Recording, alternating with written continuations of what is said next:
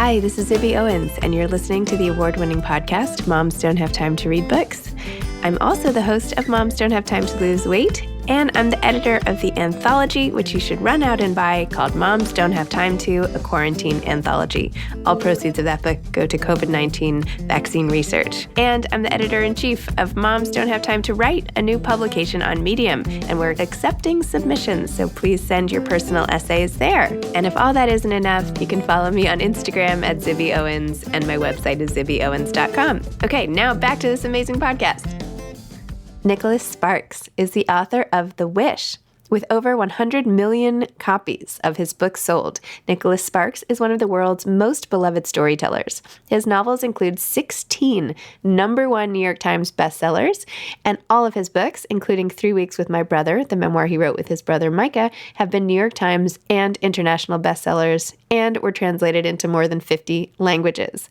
11 of Nicholas Sparks' novels, Choice, The Longest Ride, The Best of Me, Safe Haven, The Lucky One, The Last Song, Dear John, Nights in Rodanthe, The Notebook, A Walk to Remember, and Message in a Bottle, have been adapted into major motion pictures. Nicholas last came on my show to talk about The Return, and now he's back to discuss The Wish. Welcome, Nicholas. Thanks so much for coming back on Moms Don't Have Time to Read Books for the second time, this time to discuss The Wish. Excited to be here. Thank you for having me. This is always fun. I can't believe you already have another book out. I feel like we just were talking about The Return, and now here you are again. This is amazing. This is your pace. This is what you do. This is what I do, right? I'm getting close to actually finishing my next one. By the way, I should be finished sometime in October. So oh my gosh. That's what you do if you try to write a book a year. It kind of means you have a book every year. Yeah. Yeah, I guess that would do it, Right. Well, last time we talked about The Return, and this time we have The Wish, which is very different. I know last time you had talked a lot about the themes being love and mystery, and I was wondering what your sort of positioning of this book was, and if you could tell listeners kind of what it's about, and then I'll chime in with more questions. Sure. Real short. This was a novel that was really 20 years in the making. And by that, I mean, it covered an idea or a theme that I kind of wanted to explore. I'd always wanted to write a story about a pregnant teenager who decides to give her baby up for adoption. Right? There've been a couple books about that, movies like Juno and things like that. And I will tell you that probably starting in the late 90s, after I finished A Walk to Remember, and even before I wrote The Rescue, that was book 3 and book 4, I said, let's come up with an idea for that, right? Let's come up with an idea for an adoption story or a pregnant teen story, so to speak, and couldn't come up with the idea. So I wrote The Rescue, and then I finished The Rescue, tried to think of my next idea. I said, let's cover that one. Couldn't come up with the idea. Took about 20 years before the idea began to come to fruition. And it's funny because it kind of dovetailed with another idea that I always wanted to explore. And it's something that I think if you're an American novelist, you should explore. And that is, hey, got to write a Christmas story. You gotta do, look, if you're an American novelist, look, you got to do a dog story. I did that with The Guardian. Look, Stephen King, he did it with Cujo, right? You got to do a dog story, but you also have to do a Christmas story, like Grisham has done a Christmas story. And, you want to do something like that. And strangely, it was suddenly thinking about these two ideas, hey, a pregnant teen and Christmas. And little by little, the story began to gel in my mind. And there we go. And we're off to the races. And then when did you bring in the cancer patient who has a YouTube channel? That was a little bit modeled after my sister, but I thought it was, in a way, it ratcheted up the meaning of my Christmas story in that, and I'm not really ruining for anyone who's worried. Am I ruining the book? All this is in the flap, by the way. And you pretty much learn all of this within the first couple of pages. So I'm not really, there are no spoilers here. But if it's your very last Christmas and it's your last Christmas, what would you do? What do you do? How do you make that special? And what does that even mean? And so the book is a little bit of an exploration of that. And again, of course, then you find a way to dovetail that into the particular story. Now, the whys I choose, the why I chose certain things, and of course, every novel is just a series of 10,000 decisions. Yeah, I probably have answers, but yeah, we don't have to kill the magic. Why don't we just enjoy the story? Well, I love how you tell it like it's Maggie telling the story, and she's telling it to Mark in the book, and then you flash back. And so then it becomes the author, like telling us the story as a narrative, but you know that you're really supposed to be pretending that like Maggie is telling us the story. And then you go back and forth. And sometimes I'm like, aren't they getting tired? Like, like they need to take a break. She's been telling the story for so long. Like they might, for me to read it or whatever. I mean, not in a bad way, like just that it's so much drama, and it feels like it's a lot to take in when you're going back with her, and, her pregnancy and her aunt. And I mean, 15 holding the teddy bear. I mean, this is crazy young. I have 14-year-old twins. The idea, like literally, I'm like, could you just make your own sandwich? Like the idea of having a baby when like you can't even put the cheese back in the fridge is like, I don't know, unthinkable. Right. And it was unthinkable to her. And, she was actually a very fun character to write in many ways. Of course, I have daughters as well. Mine are now 20. How old are they? 21? So, or 20? They're 20 this year. And so, yeah, I remember a little bit of the melodrama, and I don't necessarily mean just girls, but I mean teenagers in general. There's a little bit of melodrama. So when something is bad, it's awful. Nothing, if it's really bad, nothing has ever been worse for anybody in the long history of the world. This is it. This is the worst. And so it's really fun to explore a character that begins her story in that tone, and then to watch her, let's say, mature a little bit, because quite simply, she's forced to, and she has no choice but to mature. And even the fact that it has to be a secret. And I know this happened so much now, 23andMe, these things it's a lot harder to keep a secret these days. I mean, I can't, with Instagram and everything, the idea that somebody could like go off and have a whole child seems further fetched than I feel like it was just last generation, where she could go off and do that. But just the shame, or just this corrosive effect of not living the life that is actually your real life. I'm not saying that very well, but how a person has to go through life carrying that weight and what it does to them is so interesting. It is. And of course, in this story, right, she's from a nice, very Catholic family. And so, abortion is just not even an option. And, it was okay, probably in their minds, because most of the story occurs, or I'd say half of the story occurs in about 1996. And okay, what would you do? You send her off far, far, far away for a few months, assuming that, most teenagers, the ones, let's say, at her school, are wrapped up in their own lives. And when she gets back, they probably will barely have noticed she was gone in the first place. And that was the plan. And of course, I won't tell you how it ends, but of course, that was the plan. And you're right, it's probably harder now to have this happen, although I do know very Catholic families here who have kept things remarkably quiet. Interesting. Simply by having them go live somewhere else. Remarkably quiet. Like, truly only a couple of people know. And you're like, wow, they pulled that off. That was amazing. Wow.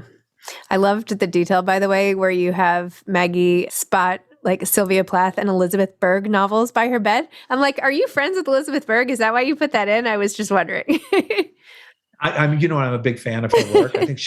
I think she writes with a really wonderful emotional authenticity.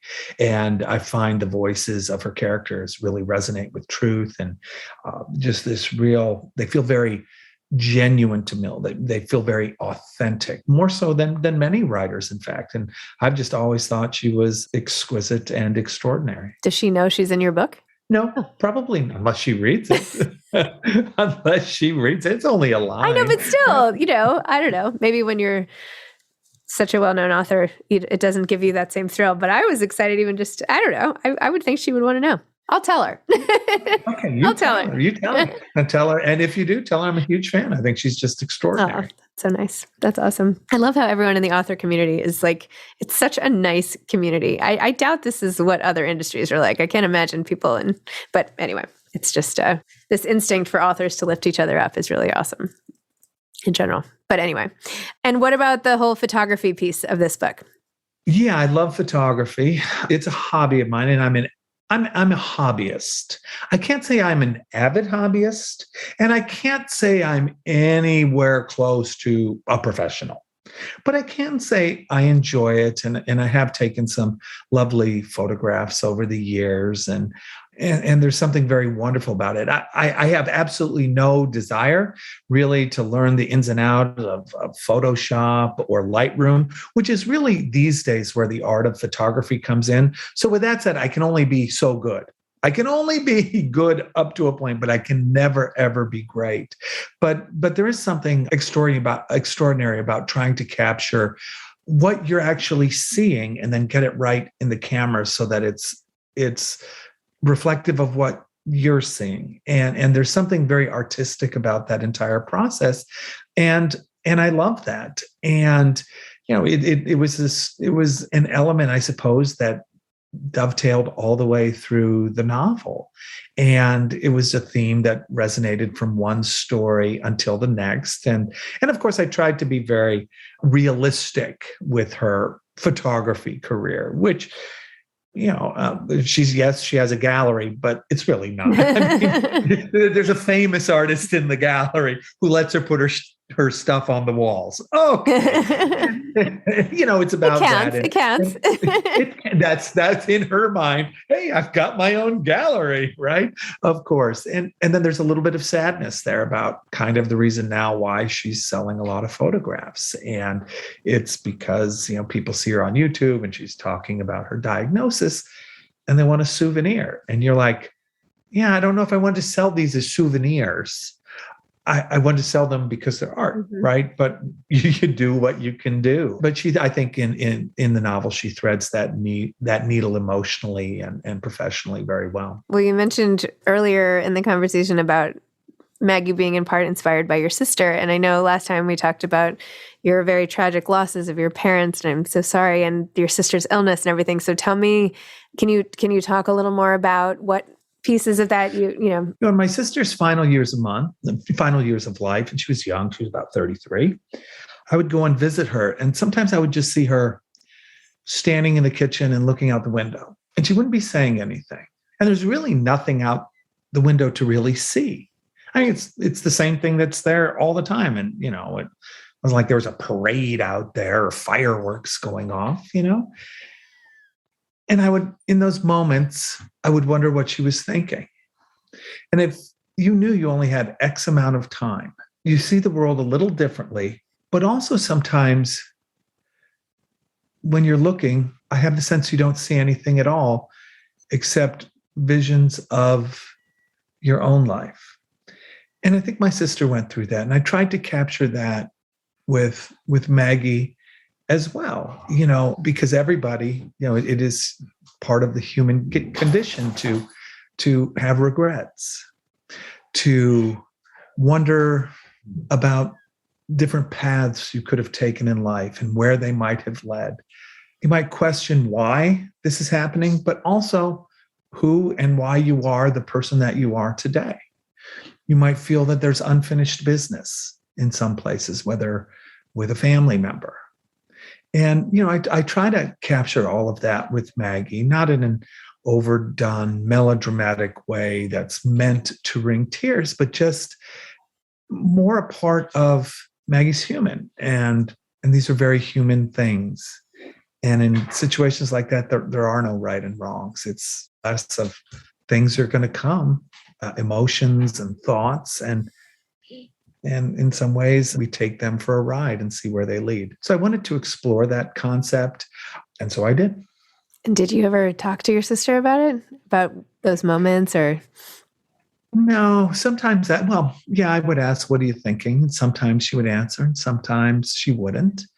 And sometimes I wouldn't ask. I had the sense that there were moments when there were very personal moments to her, and I wanted her to have them for herself because it seemed to be what she needed at the time. There's the terrible thing, with my sister, of course, is she was so very young, and it's a terrible thing. She had a brain tumor, and at the same time, you had a little bit of a chance to say goodbye. But what does that mean? How do you say goodbye for a month? It's a tricky thing. And of course, in the novel, you have Mark and Maggie navigating those waters as well. Oh, I'm like continually just moved by how you take the events of your own life, but then sort of mix them up and put in like the heart of it into your books, right? It's like you're working through it in each book that you write. It's like you work through another piece of the puzzle. Sure. I think that's important, right? It's important, of course, depending on what kind of novel that you're writing. And, I try to write novels that, evoke genuine emotional authenticity. And to do that, I think the writer has to be very honest, and the writer has to be, I guess, perceptive enough to not only know what a character might be thinking or feeling, but then the best way to describe that in a way that doesn't feel manipulative. And that is the whole writing process. It's one of the reasons why these novels are very challenging to write. It's real easy to go one sentence too far, and yet if you don't go far enough, it's not going to quite work. So it's just that literally every step along the way, every section or every page, or sometimes there are sections of those novels that it goes. It's every paragraph or sometimes every sentence, and you got to get those just exactly right. Wow.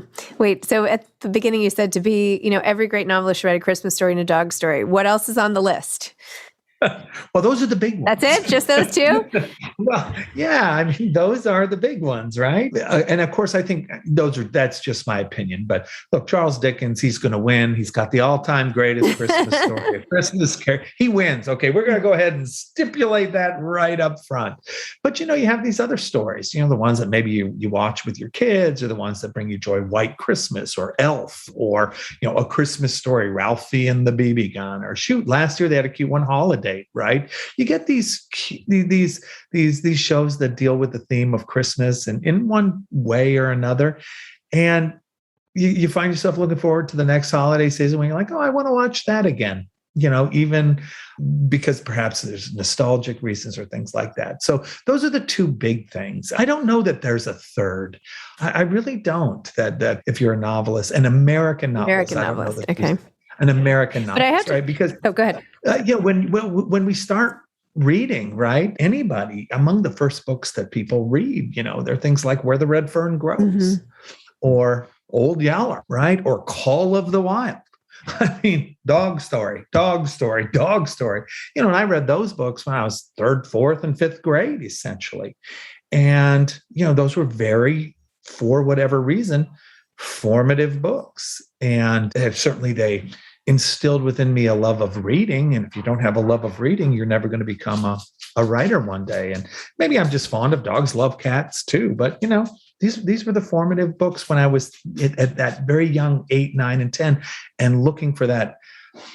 Wow, this story is so great. It just, I think there's something to that. So why did you not market this like as a Christmas book and have it come out at Christmas time and all of that? Oh, it will be. It will be. So how it works in publishing, long story short, is that probably about 40% of books that are sold during the year are sold really in the weeks from Thanksgiving through Christmas, right?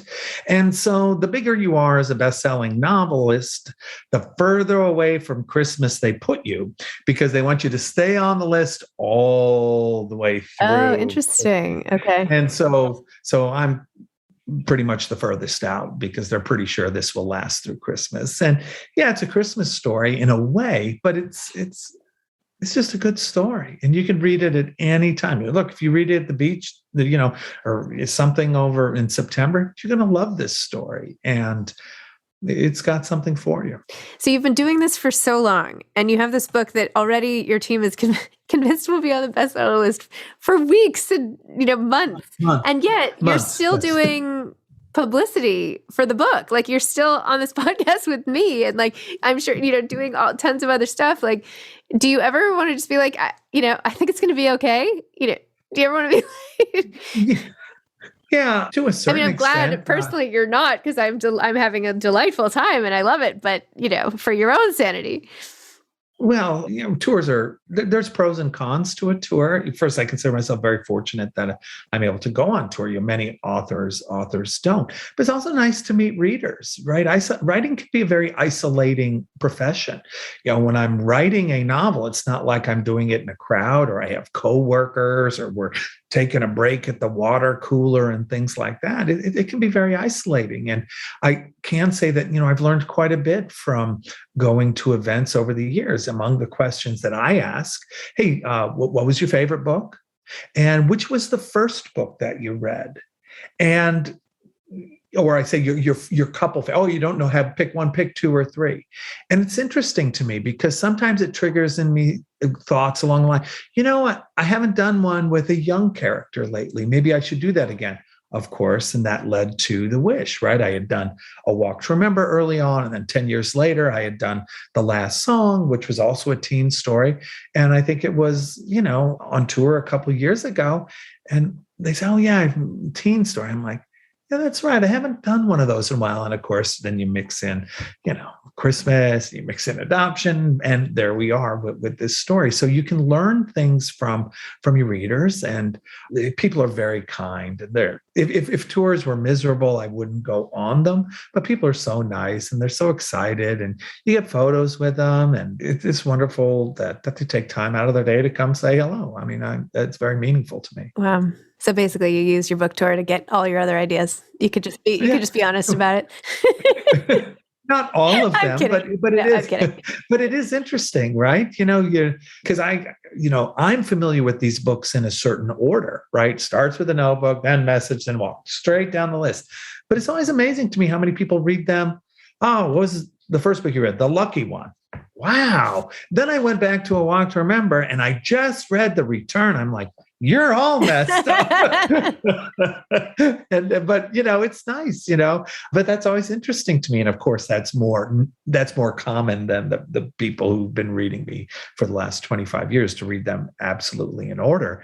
But it's interesting. And it is important to know which ones people like the best. And that's helpful too. So if you could change something about the publishing industry, what would it be? Boy, that's a huge question, right? Just thought I'd throw it in at the end there. Yeah, well, I can say that I get so much joy from hanging out in bookstores. And I love the process of going through shelves and trying to find something. And then and you don't always do it, but sometimes you find something that no one had told you about, and you hadn't really heard, but something about it catches you, and you read it and you think it's amazing. It's like discovering buried treasure. And I've always loved that feeling. And so if there's one thing to change, hey, more bookstores, right? But I don't know whether that's gonna happen. I mean, I'm fully aware of the online stuff. And hey, I think online is great for buying. It certainly is very easy and very convenient. I still don't find it as good for browsing, so to speak, to be able to pick up the book, see how big it is, how thick it is. What's the font size? You can skim through the flaps so easy and put it back and things like that. I just find that very convenient. And, I just love bookstores. So, hey, more bookstores, but what can we do, right? Can always do something. Not everyone is like that. Awesome. Okay. I know I asked last time, but advice to aspiring authors before you go. Do you have any? Advice to aspiring authors. Yeah, you got to read a lot. And I think you got to read in a variety of genres. For instance, if someone wants to write like me, and I'm certainly not recommending that they do, but if they do, you can't just read my books. You have to read what I read. And like if you take something like The Return, my novel last year, unless you'd read a lot of mysteries, you couldn't have written that book, for instance. So you got to read a lot and read in a variety of genres. And you have to read with an eye toward, what does an author do well? And what does he not do well? What's done particularly well? Why is it done particularly well? And you can do all that on the second read. The first time through, you should just enjoy a book. But the second time, you should figure out why you enjoyed that. That's if you're trying to learn. And then, of course, step number 2, if you want to be a writer, you got to write. And that's it. And I think that if there's one thing you concentrate on, it is capturing voice. And voice is where I start with my novels. And what is voice? It's how a character sounds. It's when they're thinking. It's how they sound when they speak. It's their actions that they do.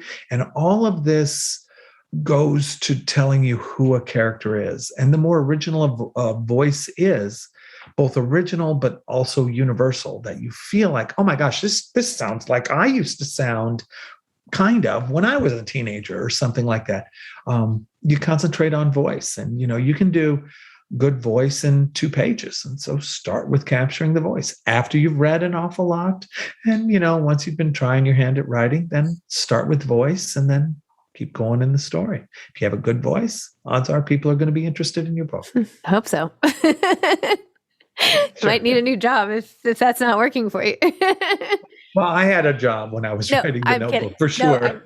I'm obviously kidding. And is this going to be a movie? Probably, but we'll see. Okay. All right. Well, Nicholas, thank you so much. Thanks for coming on. I really appreciate your time. All right. Thank you so much. Thanks for having me. Bye. Thanks for listening to this episode of Moms Don't Have Time to Read Books. Don't forget to follow me on Instagram at Zibby Owens and at Moms Don't Have Time to Read Books. Also sign up for my newsletter at zibbyowens.com and sign up for my virtual book club and meet lots of authors on Zoom every other week. Thanks so much to Steve and Ryan at Texture Sound for the sound editing. And thank you to Morning Moon Productions for providing this fantastic intro and outro music.